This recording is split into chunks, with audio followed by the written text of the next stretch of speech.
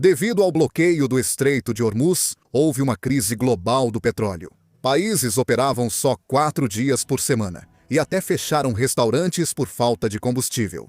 Se o Estreito de Hormuz sofrer mais bloqueios, consequências mais graves podem surgir. Hoje, vamos analisar isso. Primeiramente, países europeus estão em alerta. O bloqueio do Estreito de Hormuz gerou escassez de combustível de aviação. O secretário-geral da Agência Internacional de Energia disse à AP que o estoque de combustível de aviação na Europa dura só 6 semanas, podendo causar cancelamento em massa de voos. No fim de maio, não haverá mais combustível de aviação na Europa. O clima é de que esses alertas já estão se concretizando. As companhias aéreas Lufthansa, da Alemanha, e KLM, da Holanda, já começaram a reduzir voos.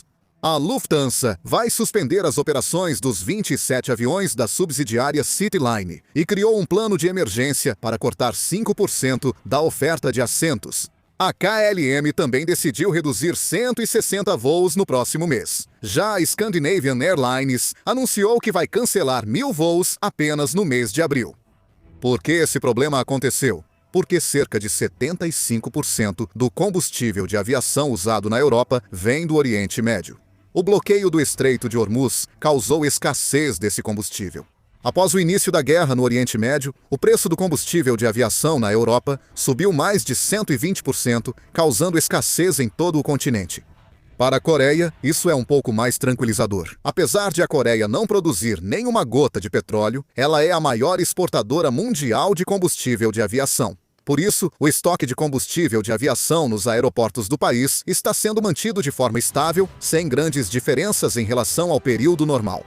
A Coreia é um país com capacidade de refino de nível mundial. Na verdade, a tecnologia de refino e a capacidade de produção são de altíssimo nível, a ponto de o país ser o maior exportador de combustível de aviação do mundo. Porém, ao analisarmos melhor essa estrutura, há uma fraqueza fatal. O problema é que não produzimos petróleo bruto. Assim, por melhor que seja nossa tecnologia de refino, sem matéria-prima, as fábricas param.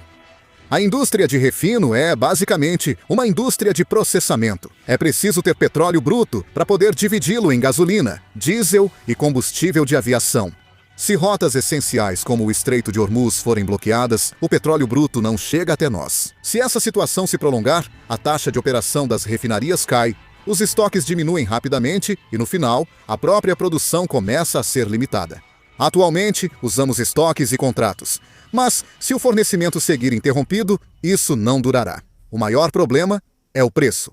Se o petróleo bruto chega com preço alto, o custo para as refinarias sobe muito e isso é repassado ao mercado interno. O aumento do preço dos combustíveis leva ao aumento dos custos de transporte, o que acaba pressionando a alta geral dos preços. Por isso, a Coreia pode parecer, à primeira vista, um país com forte capacidade de produção de energia, mas tem uma estrutura que pode ser a mais afetada no momento em que a cadeia de suprimentos é abalada. No momento em que o fornecimento de matérias-primas é interrompido, toda a tecnologia e capacidade de produção acumuladas deixam de funcionar adequadamente. Além disso, a Coreia também está enfrentando problemas relacionados ao combustível de aviação. Há problemas no fornecimento de combustível de aviação em aeroportos no exterior. Os aviões que fazem rotas de longa distância para lugares como os Estados Unidos ou a Europa precisam reabastecer não só no ponto de partida, mas também no destino para poderem retornar à Coreia. Mas se não houver combustível de aviação no aeroporto do país de destino, o avião não consegue voltar para a Coreia. Por causa disso, as companhias aéreas nacionais já entraram em um regime de gestão de emergência preventiva. E como o preço do petróleo subiu muito, a sobretaxa de combustível também aumentou bastante.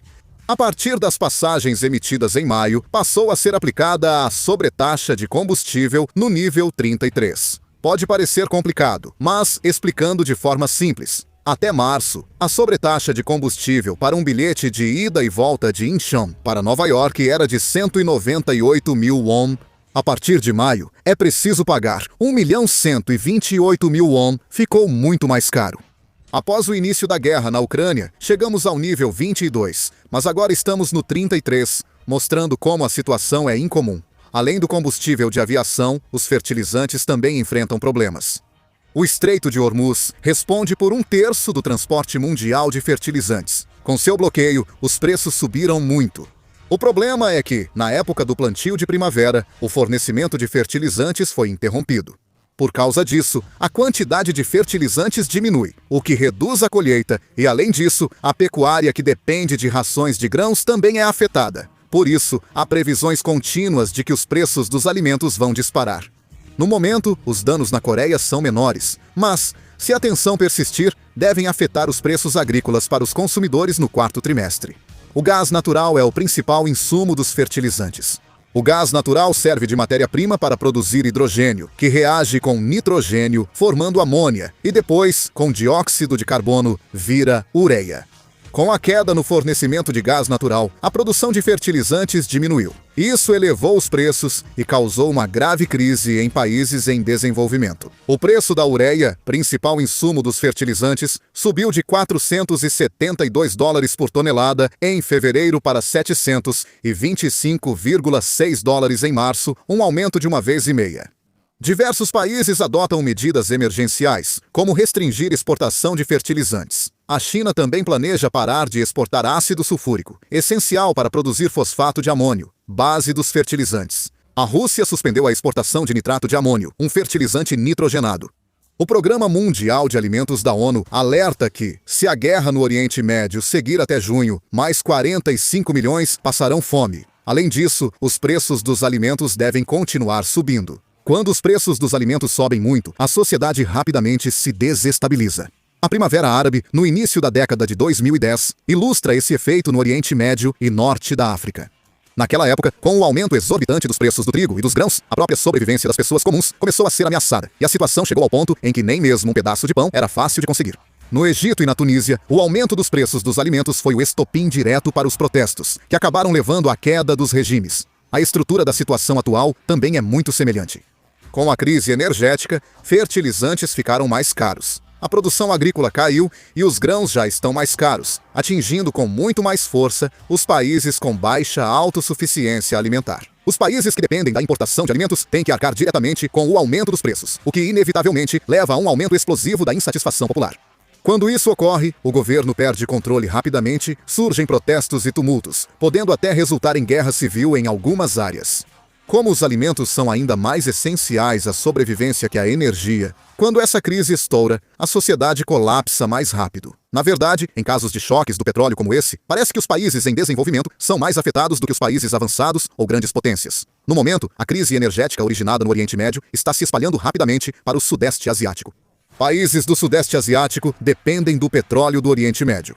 Mas, com o bloqueio do Estreito de Hormuz, imediatamente começou a faltar combustível. Agora, filas intermináveis de motos e carros tentando conseguir gasolina nos postos se tornaram algo comum. A falta de combustível reduziu o transporte público e elevou muitos custos logísticos, aumentando o custo de vida. No momento, até mesmo a indústria manufatureira está tendo dificuldades para conseguir o combustível necessário para gerar e consumir energia, sendo forçada a fechar as portas ou reduzir drasticamente a produção. Nas Filipinas, o diesel subiu 59% e a gasolina 27,3% em relação ao mesmo mês do ano passado.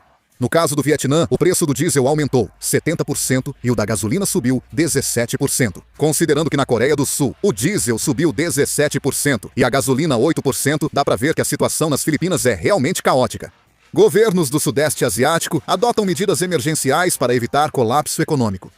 Para diversificar as fontes de importação de energia, iniciaram negociações emergenciais de importação com países produtores de petróleo da África e Américas. A longo prazo, tentam reduzir a dependência de combustíveis fósseis com energias renováveis. Nas Filipinas, por exemplo, foi declarado estado de emergência energética nacional em março. Eles decidiram comprar e estocar 2 milhões de barris de combustível, produtos refinados e GLP. Mas as ações de cada país até agora só ganham tempo.